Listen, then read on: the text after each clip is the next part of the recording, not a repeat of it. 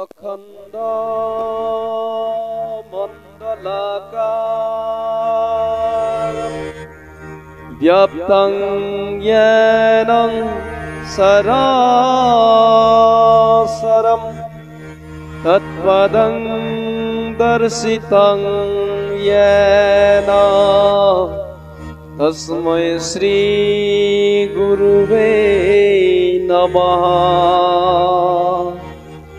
गुरुर्ब्रह्मा गुरुर्विष्णु गुरुर्देवा महेश्वरा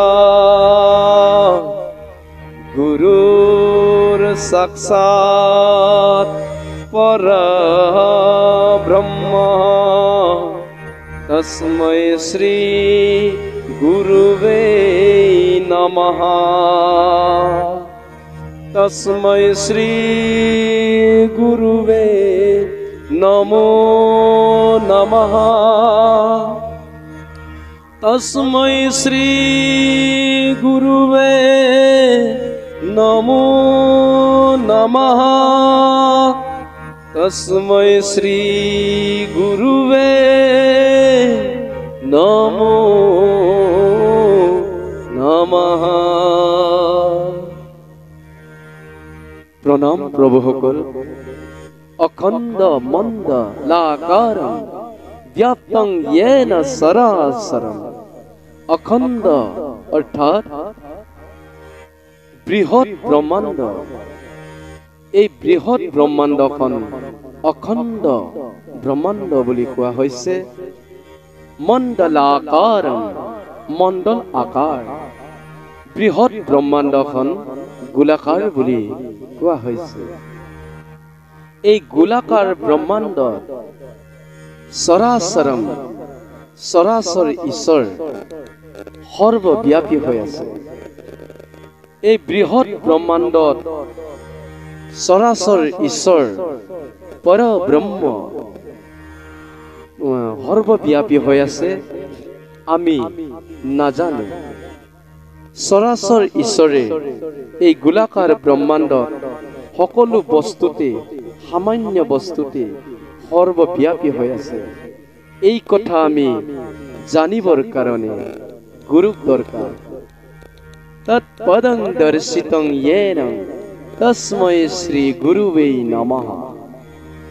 तत्क्षणात भगवंत दर्शन कराबर कारणे गुरुक दरकार বুলি কৈছে। गुरुर ब्रह्मा गुरुर विष्णु गुरुर्देव महेश्वरा गुरुर्देव परब्रह्म तस्मै श्री गुरुवे नमः। अर्थात गुरुरु गुरुर गुरुर उपरर गुरु ब्रह्मा गुरुर उपरत गुरु महेश्वर गुरुर उपरत गुरुर विष्णु और गुरुर उपरत गुरुर परब्रह्म तस्मै श्री गुरुवे नमः। गुरु নহলে আমি गुरुर ब्रह्मा চিনি নাপাওঁ, দৰ্শন নহয়। गुरुर নহলে আমি गुरुर महेश्वर गुरुर विष्णु আমি দৰ্শন নহয়। সেই কাৰণে পৰব্ৰহ্ম ঈশ্বৰ আমি চিনি পাবৰ কাৰণে গুৰুক দৰকাৰ। সেই কাৰণে কৈছে তস্मै শ্ৰী গুৰুৱে নমঃ। সেই কাৰণে আমি গুৰুৰ দ্বাৰা প্ৰভু ভগৱন্তক দৰ্শন পোৱাৰ পন্থ আমি পাওঁ। সেই কাৰণে আমাক গুৰুক দৰকাৰ। তস্मै শ্ৰী গুৰুৱে নমঃ। গুৰুৰ দ্বাৰা আমি ভগৱন্তক দেখা পাইছো, ভগৱন্তক আমি দৰ্শন কৰিব পাৰিছো। কথাটো এনে ধৰণৰ যে আপোনাৰ দ্বাৰা গুৰুৱে মোৰ পৰম ব্ৰহ্মা, গুৰুৱে মোৰ परम विष्णु गुरुए मोर महेश्वर ब्रह्मा विष्णु महेश्वर गुरुए मोर सकलो বুলি কৈছে। কিন্তু প্ৰভু সকল गुरु পৰম ব্ৰহ্ম নহয়। গুৰু আমাৰ ঈশ্বৰ স্বৰূপ হয়। গুৰু আমাৰ ঈশ্বৰ স্বৰূপ, অৰ্থাৎ গুৰুৰ দ্বাৰা আমি ঈশ্বৰৰ পথ ল'ব পাৰিছোঁ।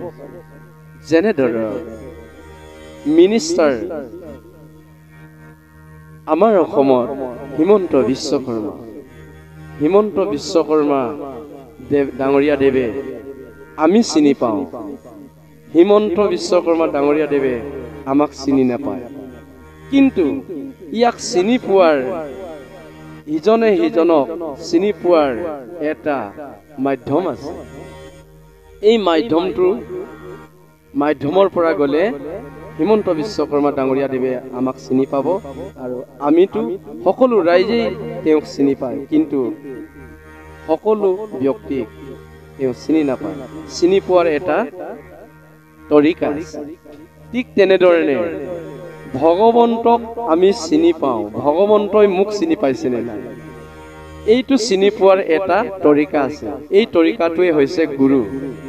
সেইকাৰণে গুৰুৰ দ্বাৰা আমি ভগৱন্তৰ মাধ্যমলৈ যাব পৰা, এটা পথ দেখাব পৰা এজনে আছে গুৰু।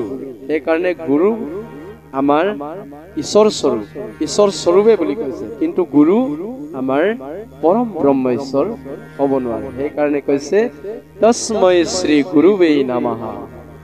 গুৰুৰ যোগেদি আমি পৰম ব্ৰহ্ম ঈশ্বৰক আমি চিনি পাইছো বা বুজি পাইছো। এতিয়া গুৰুৰ ব্ৰহ্মা, গুৰুৰ ব্ৰহ্মা, গুৰুৰ বিষ্ণু, গুৰুৰ বিষ্ণু, গুৰুৰ দেৱ মহেশ্বৰা, গুৰুৰ দেৱ মহেশ্বৰ, আৰু তিনিজন চৰাচৰ ঈশ্বৰৰ পৰাও এক ঈশ্বৰ আছে।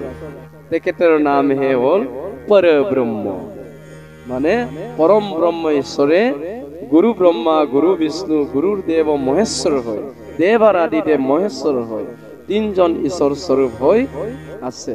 আৰু অখণ্ড মণ্ডলাকাৰম, এই অখণ্ড বৃহৎ ব্ৰহ্মাণ্ডখনত, গোলাকাৰ ব্ৰহ্মাণ্ডখনত ব্ৰহ্মা বিষ্ণু মহেশ্বৰ হৈ যেনেকে আছে, সকলো সামান্য পদাৰ্থতে প্ৰভু ভগৱন্ত পৰম ব্ৰহ্ম ঈশ্বৰে সৰ্বব্যাপী হৈ আছে। এই কথা আমি কাৰ পৰা জানি গৈছো? গুৰুৰ পৰা। প্ৰভুসকল, আমি পৰম ব্ৰহ্ম ঈশ্বৰক পাবৰ কাৰণে, চিনি পাবৰ কাৰণে আমাক গুৰু দৰকাৰ। সেইকাৰণে প্ৰভুসকল, আমি সকলোৱে গুৰু শৰণ ল'ব লাগে আৰু গুৰু ভজনা কৰিব লাগিব। আৰু গুৰু শৰণ নোলোৱাৰ আগতে সৎসংগৰ পৰা গুৰু শৰণ আমি সকলোৱে ল'ব লাগে। কৃষ্ণ। আজিলৈ ইমানতে আমি ভিডিঅ'টি সমাপন কৰিছো। সকলোৱে সুস্বাস্থ্য আৰু সুকামনাৰ কাৰণে। सर्वे भवन्तु सुखिनः, सर्वे सन्तु निरामया, सर्वे भद्राणि पश्यन्तु मा कश्चित् दुःखभाग् भवेत्। ओम शांति शांति शांति।